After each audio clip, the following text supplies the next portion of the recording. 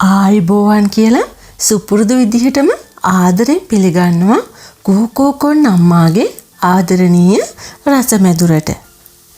මම අද ඔයාලට අරගෙන ආවේ මේ රුදුරු වසංගතයෙන් මුළු ලෝකයම ගිලගනිමින් තියෙන අවස්ථාවක අපේ ඇඟට අවශ්‍ය කරන ප්‍රතිශක්තිකරණ ශක්තිය ඇඟට වඩව ගන්න පුළුවන් ඖෂධීය පානයක් විදියට හදාගන්න සූප් එකක රෙසිපි එකක්. මම මේ සූප් එක හදාගන්න යන්න කලින් විශේෂ ස්තුතියක් පිරිනමන්න කැමති. ඒ තමයි හෝමාගම වික්‍රමාරච්චි වෙද මහත්මයාට. මොකද මේ කාලවකවානුව වෙනකොට හැමෝම හොයන රෙසිපි එකක් තමයි මේ. ඒ වික්‍රමාරච්චි වෙද මහත්මයාගේ ඖෂධීය වට්ටෝරුවකට අනුව තමයි අපි මේ සුප් එක හදාගන්න යන්නේ.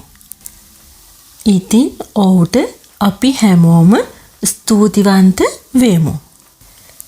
ඒ වගේම තමයි මම මතක් කරන්න කැමති ඔයාලට මේ පානය, මේ සුප් එක වසංගතය ආසාදනය වුණ කෙනෙකුට වගේම වසංගතය ආසාදනය වෙලා නැති අයටත් වඩාත් සුදුසු බව තමයි අපේ වෙද මහත්මයා පවසලා තියෙන්නේ. මේ සම්බන්ධයෙන් අවශ්‍ය වන වැඩි විස්තර මම ඩිස්ක්‍රිප්ෂන් එකේ ඇතුළත් කරන්නම්. ඔයාලට පුළුවන් එතනින් මීට වඩා අවශ්‍ය කරන විස්තරයක් බලා ගන්න. දැන් අපි යමු අපේ මේ සුප් එක හදාගන්න මොනවද අවශ්‍ය කරන්න කියලා බලන්න. ලංකාවේ ඉන්න කෙනෙකුට නම් ගොඩාක් පහසුවෙන් හොයාගන්න පුළුවන් කැරට්, බීට්, ගෝවා, රාබු, වට්ටක්ක කියන එළවලු වර්ග 5 තමයි අපිට අවශ්‍ය කරන්නේ. එළවලු අතරින් ප්‍රතිශක්තිකරණ ශක්තිය වැඩිපුරම ලබා ගන්න පුළුවන් එළවලු වර්ග 5ක් හැටියට මේ එළවලු ටික අපිට හඳුන්වන්න පුළුවන්. ඊට අමතරව අපිට අවශ්‍ය වෙනවා හරියටම ගම්මිරිස් ඇට 12ක්, ඒ වගේම වතුර ලීටර් 1.5ක්, අවශ්‍ය ප්‍රමාණයට ලුණු. තම්බ ගන්න පහසු වෙන්න වගේම කෑමට ගන්න පහසු වෙන්න මේ එළවලු ටික පුංචි කෑලි වලට කපා ගන්න.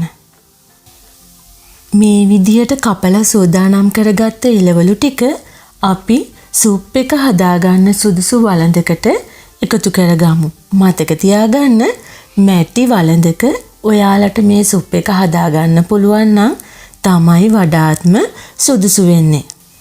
නමුත් විදේශ රටවල් වල ඉන්න අපේ සහෝදර සහෝදරියන්ට මැටි වළඳක් හොයාගන්න අපහසු වෙන්න පුළුවන්. ඒකට කරන්න තියෙන්නේ ඔයාලට පහසු හොඳයි කියලා හිතෙන වළඳක සුප් එක හදාගන්න. ඔයාලා සූදානම් කරගත්ත ගම්මිරිස් ඇට 12ත් ඒ වගේම අවශ්‍ය ප්‍රමාණයට ලුණුත් එකතු කරගන්න.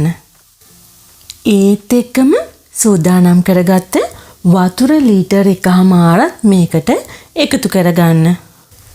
දැන් අපි මේක පියනකින් වහලා ලිපේ තියාගමු. මේ විදියට සුප් එක හොඳට උතුරනකොට පොඩ්ඩක් කවලම් කරලා ගින්දර මධ්‍යස්ථ ප්‍රමාණයට අඩු කරගන්න. ඔයාලා එකතු කරගත්ත වතුර ලීටර් 1.5 වතුර ලීටර් 500ක් 600ක් විතර වගේ වෙන ප්‍රමාණයට අඩු වෙනකන් මේක මද ගින්නේ උයා ගන්න, තඹ ගන්න. කෑලි ටිකත් හොඳට තැම්බිලා වතුරත් අවශ්‍ය ප්‍රමාණයට හිඳිලා නම් ලිප ඕෆ් කරගන්න. ඉතින් ඔන්න අපි අපේ පෝෂණීය සුප් එක හදලා ඉවරයි. ඔයාලටත් පුළුවන් දැන් මේ වසංගතයෙන් මිදෙන්න ඇඟේ ප්‍රතිශක්තිකරණය ඇති කරගන්න මේ සුප් එක හදලා පානය කරන්න. බොන්න ඕන පිළිවෙල ඒ වගේම අවශ්‍ය කරන අනිකුත් උපදෙස් ඩිස්ක්‍රිප්ෂන් එකේ බලන්න. අපි තවත් අලුත් රසබර වීඩියෝ එකකින් ඉක්මනින්ම හමු වෙමු. ඔයාලත් හදලා බලලා ඔයාලගේ වටිනා අදහස පහලින් කමෙන්ට් කරන්න. ලෝකවාසී සැමටම සුවදායි නිරෝගී හෙට දිනක්. ආයුබෝවන්.